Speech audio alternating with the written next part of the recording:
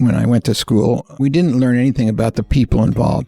As an accounting major, I looked at numbers and projections and charts and all that, but no one ever mentioned the fact that one of the most important aspects of analyzing a business opportunity is to look at the people involved.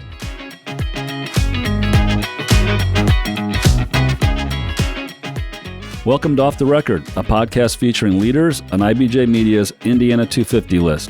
I'm Nate Feltman, CEO of IBJ Media, which publishes the Indiana 250, a list of the most influential business people in the state. Today, I'm joined by Mickey Maurer, a member of our inaugural Indiana 250 class, who I know both as a friend, mentor, and business partner. Mickey served as the first president of the Indiana Economic Development Corporation and Secretary of Commerce under Governor Mitch Daniels. I was fortunate enough to follow Mickey as Indiana Secretary of Commerce, and then later we became partners at IBJ Media. But Mickey's time in state government and at IBJ Media don't even scratch the surface of the Mickey Maurer story. An Indianapolis native, Mickey comes from a family of entrepreneurs.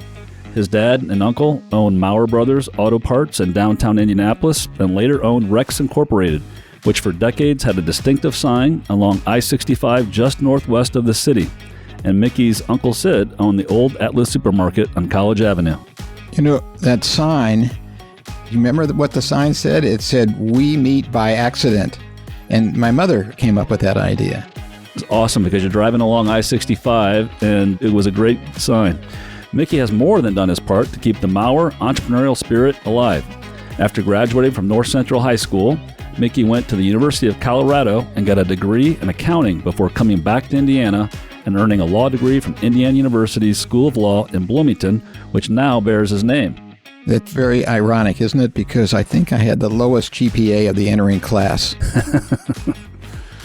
After graduating from law school, Mickey practiced law in New York City for a time. He eventually returned home and started a small law firm here, but practicing law didn't scratch Mickey's entrepreneurial itch. He became an owner of cable television systems and racquetball courts back in the 70s when racquetball was the hottest sport. Those investments and others paid off handsomely, and Mickey, then in his 40s, decided to retire. But Mickey flunked retirement. It's probably the only thing he's failed at. He missed the satisfaction of identifying business opportunities and capitalizing on them, making deals and creating value, so he got back in the game. He bought radio stations, real estate, started the National Bank of Indianapolis with his cousin Maury, and bought IBJ Media. He even made a movie, Diving In, which had a national release and made money overseas. But overall, lost money. That would have been more than enough for most people, but Mickey is also dedicated to his community and believes strongly in giving back. So in 2004, when Governor Mitch Daniels came calling and asked Mickey to help lead the state's economic development efforts, he said yes and took on the challenge laid down by Governor Daniels of reinvigorating the state's economy. For $1 a year. That wasn't the extent of Mickey's service to our city and state. He served on boards of numerous businesses and non-for-profits and has also led numerous boards, including serving as president of the Jewish Community Relations Council, chairman of the board of the Indianapolis Zoological Society, and chair of the United Way of Central Indiana. He's also been loyal to his alma mater, the IU School of Law in Bloomington, which was renamed the Indiana University Maurer School of Law in 2008 in recognition of his financial support and service to the school.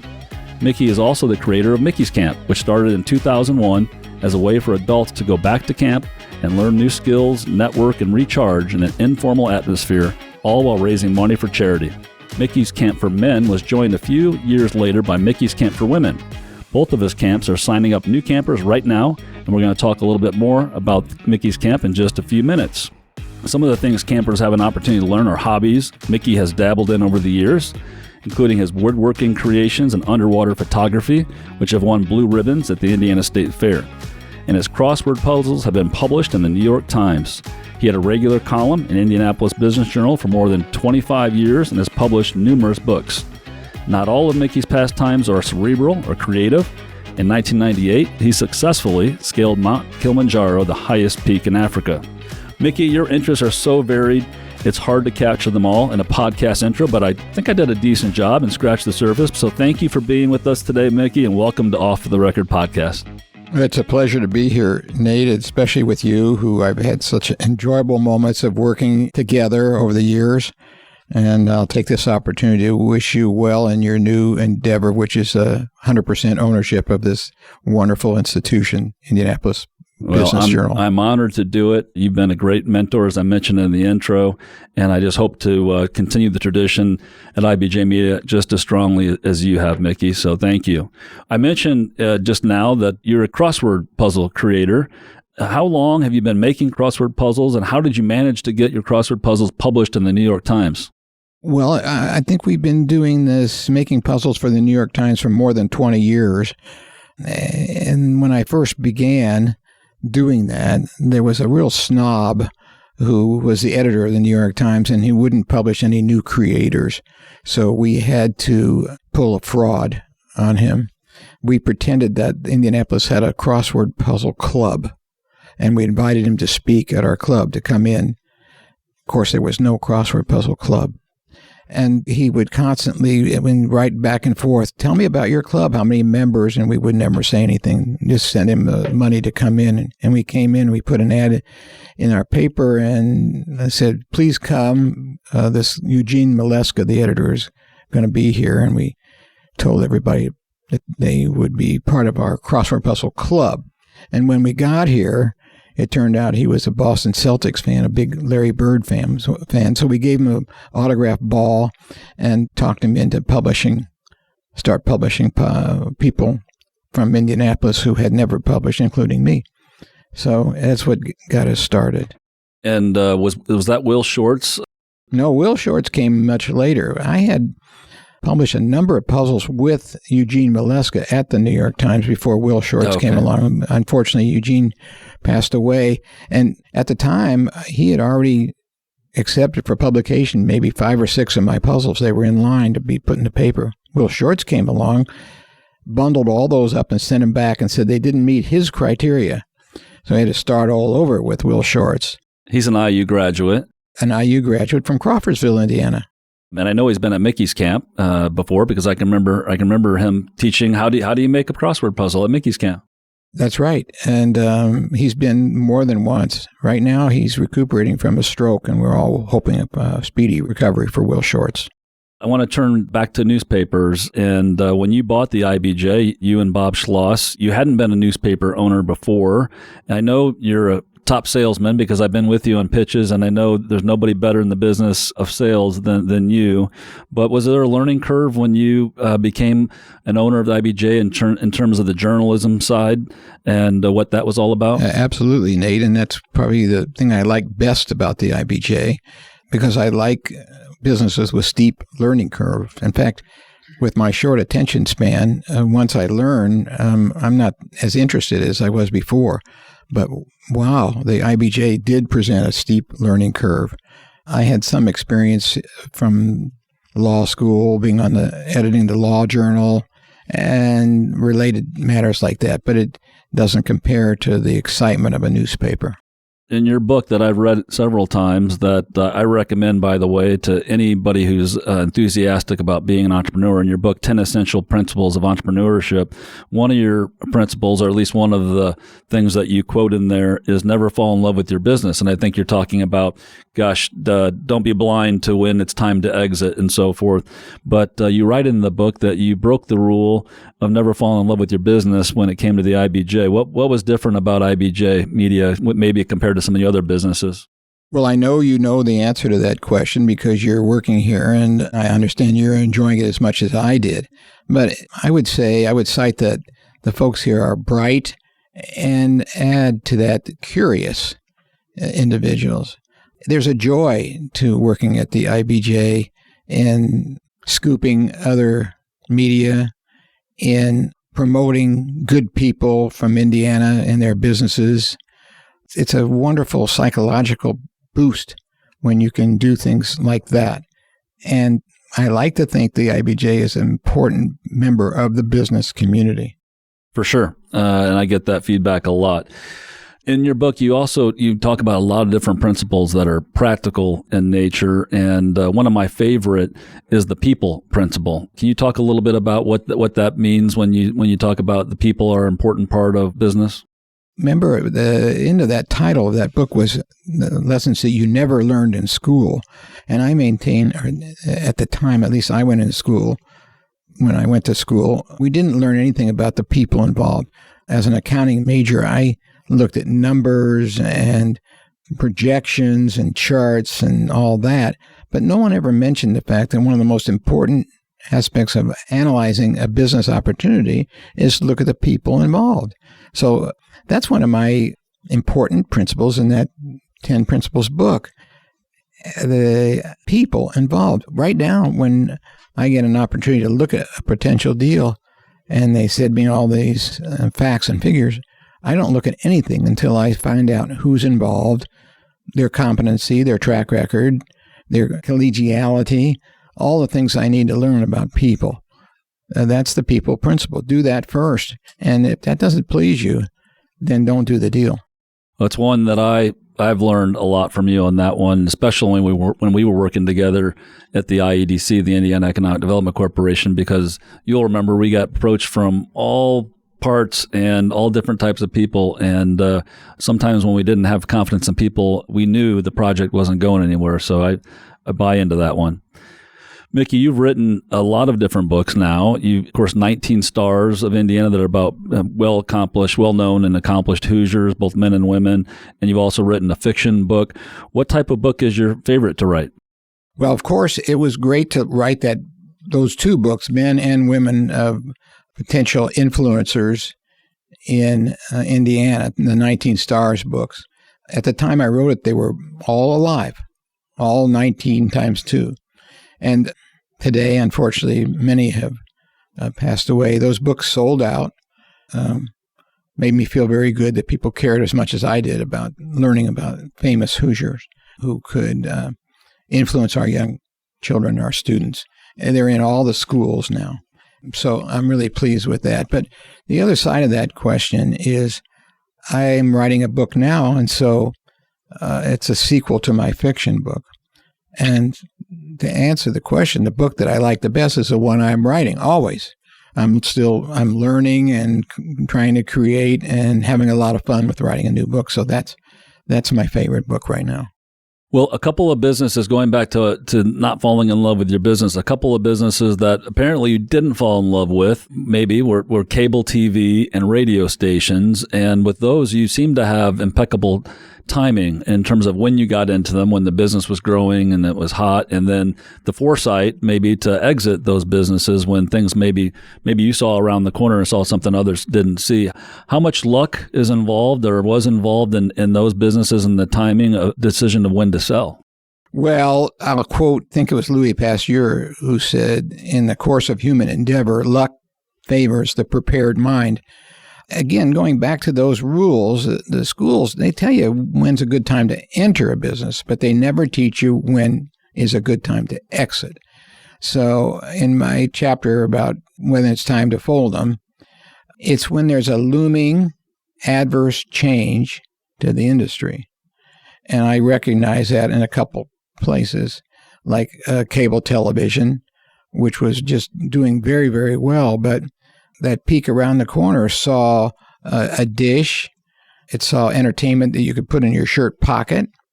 I'm reminded of a guy that worked for me at the radio stations who was a disc jockey on the side, and he would pay football players to haul in milk cartons full of record albums so that he could play. And now all he has to do is take one device, put it in his shirt pocket, and walk in and have more music than he ever had. So there was this looming adverse change. Our entertainment sources was changing. And I thought it's probably time to exit cable TV. And nobody saw that looming adverse change. Hardly anybody did. And so we did very well with the exit in the radio and the cable TV. Well, I mentioned in the intro your family tradition of entrepreneurism. What are some of the lessons that you learned from family members that served you well in business through the years? I worked at my father's junkyard. You were nice enough to call it auto parts, but it was used auto parts. It was a junkyard. And that's where negotiation took place at its most basic form. So that's what I learned, the art of negotiation. That somebody would come in and want to buy a tire. and we had tires. And so and every tire was different wear, different make, different size. And so I would try to sell that potential customer a tire and negotiate with them on a price. And if I didn't sell the tire, the customer would leave and I'd put the tire back in inventory. That did us no good at all. But if I sold the tire at a very low price, then that wasn't a good result. So it's a balancing effect of negotiation. And to make it even more difficult at the time, I started there at 10 years old, so everybody thought they could out-negotiate or take advantage of a boy, and so I had to be at the best I could be. And so that's a good, I guess you'd say it's where the tire met the road. Yeah, right. It was a good experience for me, learning the art of negotiation. And also you want to leave your negotiating partner with some sense of accomplishment because you want the guy to not be upset and you want him to come back and buy another tire. And so there's a lot to learn there, and that's what I learned. I remember it just brought to mind a memory when we were negotiating deals at the IEDC, and you said to me, and it sticks with me, when the guy across from you negotiate with you says yes and agrees to your deal, get the hell out of the room as fast as you can before he changes his mind. Yeah, that's what I like to tell folks who ask, that after you have a deal, everything that can happen after that is bad. So you're right. You quoted me correctly. And do you apply that principle then? I've been trying hard to apply that. Yeah, so when you bought the IBJ from me, did you get the hell out of the room? I got the hell out of the country. I went to South America for... Oh, you were very smart. So speaking of the IBJ, when you bought the IBJ back in 1990, the IBJ was owned by an out-of-state ownership group. And I know from working with you closely back at the IEDC how important local ownership is to you. And I know it's one of the reasons why you started the National Bank of Indianapolis. Can you tell our listeners why local ownership is so important and maybe even a tidbit about the beginning of the National Bank of Indianapolis? I'll start with the first part of your question. Probably all our listeners know how important local ownership is and probably have lived through the good things that our local business can do for our community. Maybe I can illustrate that with the story about a bank, National City Bank, which bought Merchants Bank when Merchants got in a lot of trouble. There is no Merchants and there is no National City, so I can't very well get in any trouble by talking about those two banks. But I recall that the National City Bank was from Cleveland, and the first thing they did after they closed their deal was to lower their United Way pledge. So, I mean, does not illustrate the fact that I'm sure they were good citizens in Cleveland, but doesn't that illustrate the fact that local ownership is important? So that was an illustration of that point. Yes, I started the National Bank of Indianapolis because I was unhappy with the National City folks about how they treated local customers. And I thought a locally owned bank would do a lot better job, and I think we have. So our bank has a commitment to make a charitable contribution to every single customer of ours who's a not-for-profit that asks us to contribute, 100%. That's a record that should be emulated by every locally owned business, not necessarily by those that are operated from out of state. Let's take a quick break. This is Off the Record Podcast. Get caught up on the state's top business news every business day with the Inside Indiana Business Radio On Demand podcast. Available now at InsideIndianaBusiness.com, Apple Podcasts, Spotify, or wherever you get your podcasts. Welcome back to Off the Record Podcast. I'm Nate Feltman, CEO of IBJ Media, and I'm talking with well-known entrepreneur and public servant Mickey Maurer. When I mentioned in my intro about you working and saying yes for Mitch Daniels in economic development when he was elected governor, there, of course, I got the opportunity to work alongside you, and there was an effort across the board to lure in-state, out-of-state investment and grow more opportunities in our state. Talk a minute about the charge that you received from Governor Daniels. What did he say to you when he offered the job in terms of what he wanted to accomplish for the state? Well, first of all, I told him I'd do it for $1 a year.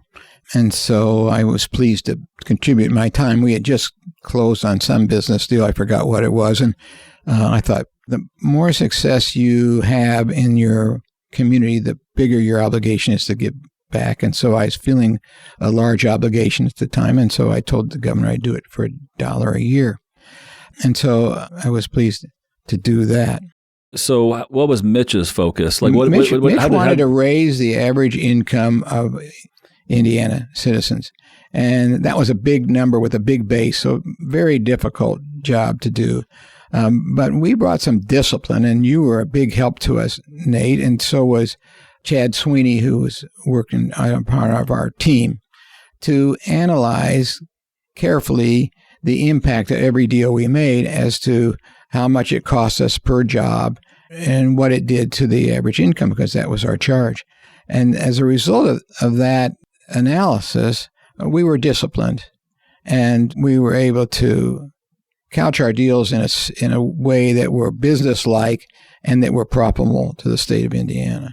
One mantra we adopted is we aren't going to give any money away unless we had to, and only enough to bring in the business. Our predecessors I thought, didn't have that discipline. And you instilled that discipline, and I was witness of that in terms of doing that analysis and really the actual negotiation of deals so that it was for the benefit of the taxpayers, as you articulated. When you think about those 2 years of contributing your time, is there one big deal or a deal that sticks out in your mind as the one that you thought? I do remember the deal where an automobile assembler, major automobile assembler, headquarters in Japan, wanted us to provide a large incentive to set up shop in the state of Indiana. And through some source or another, we learned that they were pretty well along in making a deal to lease an assembly line in Lafayette and get started without having to build a factory. And in fact, that there were employees that were able to step right in and help them manufacture their vehicles. And so when they ask us for these large incentives by pushing across the table contracts that they had been offered in other states that involved many millions of dollars, we answered the question, how much are you willing to give us? And I'd say nothing. And they were flabbergasted. And I think that we ended up building a right-of-way and providing some education for them, but incentives were close to zero. And I said, the reason is we know you're coming anyway. I remember that one well. So the other big one that I remember that you were masterful at and really was the art of the deal was, of course, Honda in Greensburg. And that one is representative in that, as you'll recall, Mitch had... right away, he called over to us when we started our jobs and said, hey, we need to go to Japan because a governor hadn't been to Japan in so long. And he knew from his business experiences what it meant for us to go there to meet with executives on their turf and tell them how much we would value their investment. We did that. And one of the first big wins for Mitch and for our team at the IEDC was Honda. And I remember, though, it was a complicated deal. And you brought a lot of course, smarts and creativity to making a site work in Indiana. Yeah, I think I was criticized, or we were criticized, because we found the only site in Indiana with a railroad track going right through the middle. And of course, that made it more difficult. I do also remember the news conference that Mitch Daniels held just before we were to leave. And there were TV and radio and newspaper were all there. And they said, Mitch, are you going to go over to Japan and make a deal? And he said, well, no, with the Japanese, it's a slower process. You thank them for the business we have, and you get to know them, and you exchange ideas and information, and you bring it along slowly. He said, dealing with the Japanese, you need diplomacy and tact and patience. And I was sitting next to him on the couch during this interview, and I elbowed him, and I whispered, Mitch, I don't have any of those qualities. Exactly. And he was glad you didn't. And the job that you had, you didn't want to have those qualities. Speaking of Mitch, I know you hold him in high regard. Is there something, or what is it about his leadership style that you admire, and how does it maybe square with some of your leadership philosophy? I like the idea that he can delegate. Eventually, there was a trust that grew up. And when things became a little problematical in our department, he would just say, talk to Mickey about that. Because people needed to learn that they can't go to the governor every time they're unhappy with something the Indiana Economic Development Corporation did. So finally, early on. People were testing. Yeah. They were testing, yeah. Yeah, early on, I learned that the governor was trusting us and could delegate, and we appreciated that. So I think as part of my philosophy, I try to delegate as much as I can, under the idea that if something goes wrong, I'm still there and I'll get another chance at that idea or that decision. It's a really important philosophy, and I know that you do have that philosophy in common. So one of your mentors, Mickey, and I know because I've heard you talk about him and often, is Gene Glick, who was a very accomplished real estate developer, of course, very well known for developing apartments throughout the Midwest and country. Remind our audience what your association with Gene Glick was, and maybe a tidbit about what you learned from Gene. After I served a year in New York as a tax lawyer, I wanted to come back to Indianapolis because I thought this was a great place to bring up children, and I was going to have some. And so I interviewed with Gene Glick, and he offered me a job, and the title was his feasibility analyst. Now, I was only in my 20s at the time, and so it gave me an opportunity to learn from a master, Gene Glick, and learn his administration systems and his philosophy with regard to philanthropy. So I learned a lot from Gene Glick, and it was not a formal, but a strong, informal mentorship relationship. Is one of the things you learn, I'm curious, one of the things that I know you're adamant about is that when somebody calls you or leaves you a message, that you get back to them within 24 hours. And we instituted that at the IEDC because we said, and you said, we're not going to operate at the speed of government, we're going to operate at the speed of business. But was that something that you learned from Gene? It was something I learned while I was at Gene. He had me do a report, and I had to interview to get the material and learn enough to be able to write the report. I had to interview somebody named Jackson, who was an apartment developer on the south side, and Jackson wouldn't return my call.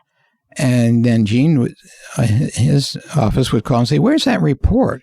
And so I didn't know what to do, and it bothered me. And I vowed that anybody ever wanted me to return a call, I would do it on the same day. And I've tried to instill that in people that work for me, and I still do that. We return our calls. This is something sometimes it's impossible to do for others, but I do it. I take every single request for a meeting. I have every meeting that anybody ever wants me to be at. And, it's funny, there's an exception. I don't have lunch with anybody unless they're a friend. So it gives me a middle of the day to relax and be with friends. Not that we can't transact business. So if I've returned you down a few times for lunch, then you know that I'm not a real buddy of yours.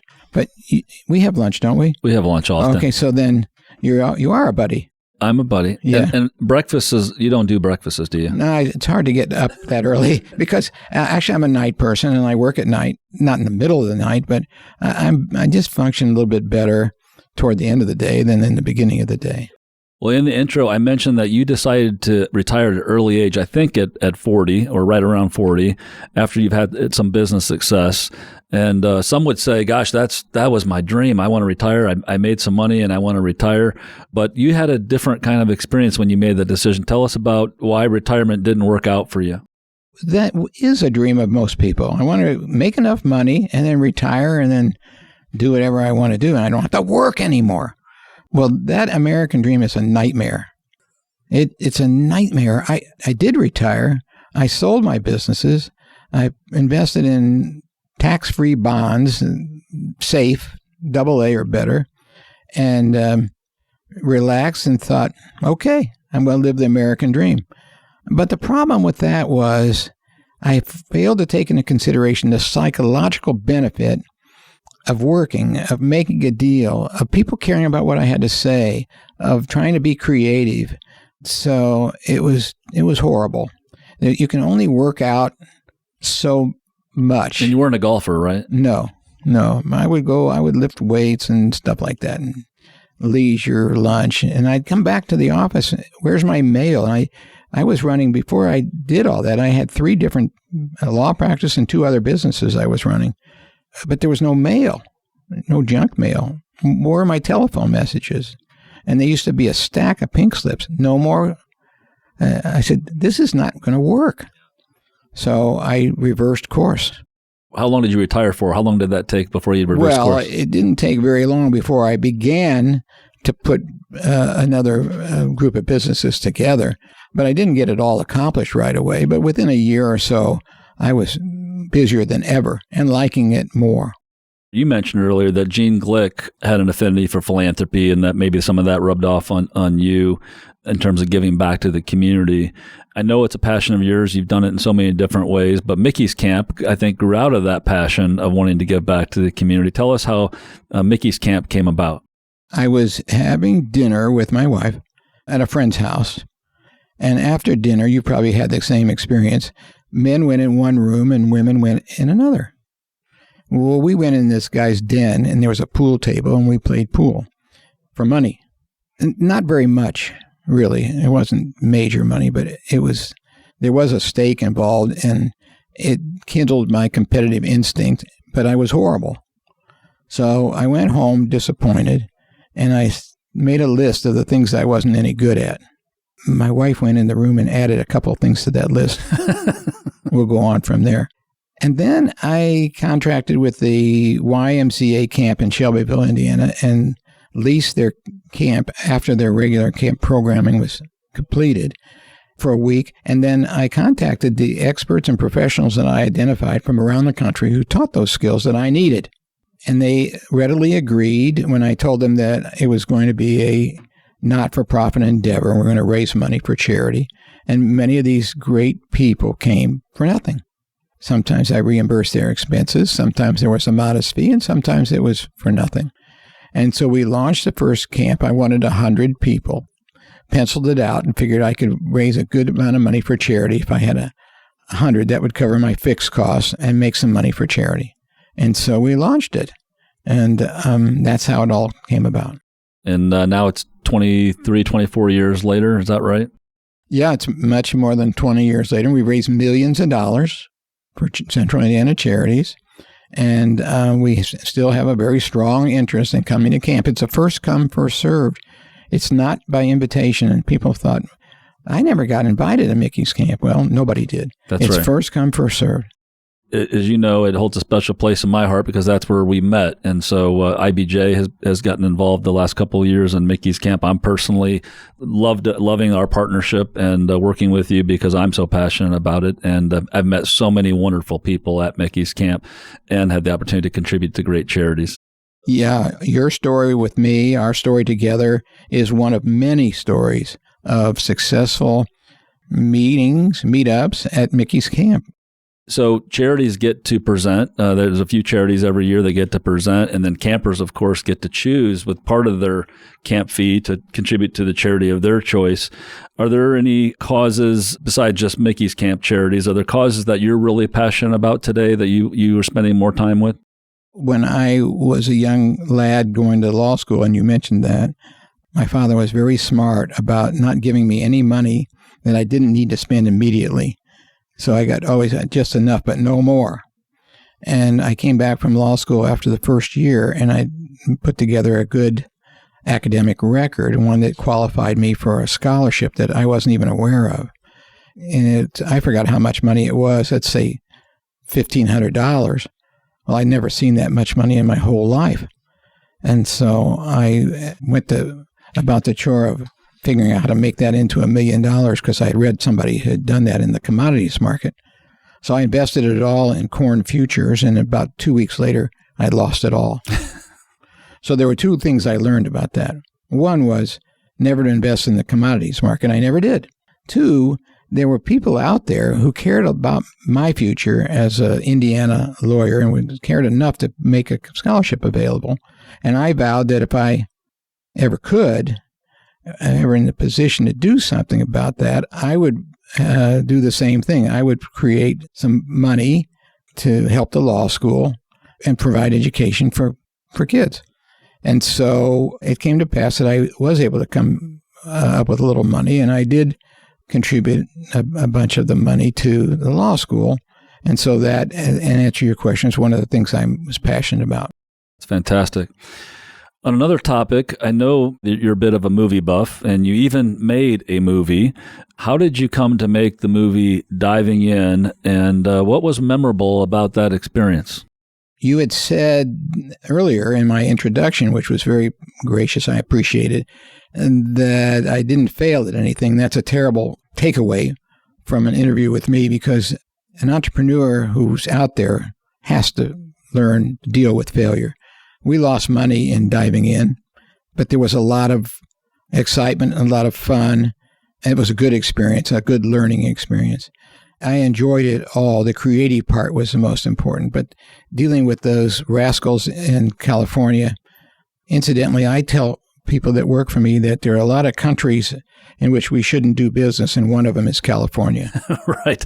So Diving In, it lost money, but I remember vividly one of the things you have talked about in the past, which I always get a kick out, is one of the movie critics gave it a review. What was that review? In Orlando, Diving In, it was a movie about a coming-of-age movie on the high school diving team. And the Orlando review said, "Diving In goes straight to the bottom." The local folks in Indiana, they were kind, and they gave it a good review. And there were some famous people in that movie, right? We fostered a lot of careers. We needed a bully, and we were just filming kind of by the seat of our pants, so we needed a bully the next day. And my wife recalled that our plumber was over with his grandson, who was huge. And it turned out he was 6 feet 7 inches tall. And he said, "Why don't you call our plumber and see if his grandson would come and be our bully?" And we did. And his name was Ben Ruby. And he went on, discovered from somebody watching our movie, and sent him to Hollywood. He's never come home from except to visit. He's a Hollywood actor. And he was in a major motion picture and a few other pictures. And he was on TV on a regular series. So we did launch his career. Isn't there a famous actor that was in maybe some of the Rocky movies? We wanted to cast some good people. So we talked about casting Burt Lancaster. And there's a book. And you open the book to under L, and you see Lancaster, and it tells his agent and the number. And we just picked up the phone and talked to Burt Lancaster's agent. And I said, "We have $50,000 allocated for this role." And then when the laughter finally subsided, we decided that we were kind of batting out of our league. But as we were looking at it all, we said, "Well, what about Burt Young? I mean, it's a Burt." So we asked Burt Young. And his agent, which was his brother, said, "Well, Burt Young got, I forgot how much, a few $100,000 for his last role in Rocky 2 or 3 or whatever it was. I don't remember." And I said, "Well, can he use $50,000? "Well, sure." "So is he available next week?" Again, we were trying to film as we go. "Yeah, he is." He says, "Okay, we'll send him in. We'll send you a check for $50,000. He said, "Well, okay." He arrived by train, and Burt Young didn't really act because he was Burt Young. That was the way he was.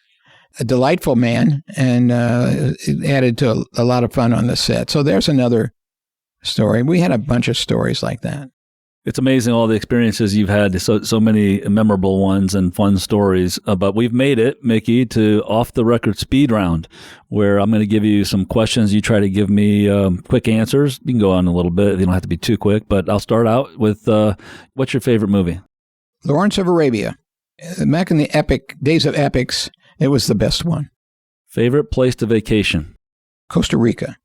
I feel like a new man in Costa Rica. Fresh fish every day, exercise, perfect weather. It's a hell of a place. Favorite musical artist? Frank Sinatra. Now, that shows my age. I know some of the others. I'm cognizant of the many good artists that are around, but I like Sinatra, and I still do. That's a good one. What's the first thing you do in the morning? You're getting personal. Of course, I'm 81, so I don't do that every morning. Go to the bathroom? Yeah, Okay. Go to the bathroom, unlock the door, get the newspaper. Title of the last book you read? I kind of give you a sideways answer to that. Death on the Wing. Have you ever heard of it? Mm-mm. You know why? Because it's the title of my sequel that I'm writing right now. And when I say the last book I read, we're in our 50th draft, which is what I try to do. I had to work and work and work until I get it right. People say to me, boy, writing comes so easily. No, writing does not. So the last book I read, and I read it ad nauseum, is Death on the Wing. What food can you not live without? I would say, from a health point of view, fish. So I have really pivoted to a fish diet, not exclusively, because if you put a good steak in front of me and it's served at a dinner party or something, I'll be happy to eat it. But when I am out, I opt for fish. What's the best advice you ever received? Don't sell the IBJ. Well, I didn't say it was the best advice I ever took, but that was damn good advice. It was good advice. I'm glad you held out for me. You waited for me to be the buyer. I obviously didn't take that advice. I like it. Advice for a young person who wants to become a leader. Read my business book. Good advice. Really good advice. I've got it. I think we have a couple hundred left. We published many thousands, but we're pretty much at the end of that. It's a great read, and as I mentioned earlier, I highly recommend it. So last question, easy one for you. Joe Biden or Donald Trump? I would, Joe Biden for sure. But just to add, I would vote for Attila the Hun before I'd vote for Donald Trump. So maybe a write-in candidate, or if you had to choose those, you already made your choice. Okay. I know people are saying that Joe Biden is too old, et cetera, but being 81 myself, I think us old timers are capable. And I think Joe's done a good job, pretty good job. So I'm a Biden fan. Well, Mickey, we're going to leave it at that. Thank you so much for joining me on the Indiana 250 podcast. Thank you for your friendship, your mentorship, and the opportunity to continue on such a wonderful tradition here at the IBJ. And thanks on behalf of everybody. Thanks for all you've done for our city, our community, and our state, Mickey. Well, thank you for inviting me. I'm honored. This has been enjoyable, Nate, and I wish you well in this endeavor for you. I know you'll do very well. Thanks, Mickey. Thanks to Mickey Maurer for our conversation today. To learn more about other leaders on IBJ Media's Indiana 250 list, go to indiana250.com and look for a Page 2 feature each week in IBJ. We'll be back with the new Indiana 250 off-the-record conversation soon.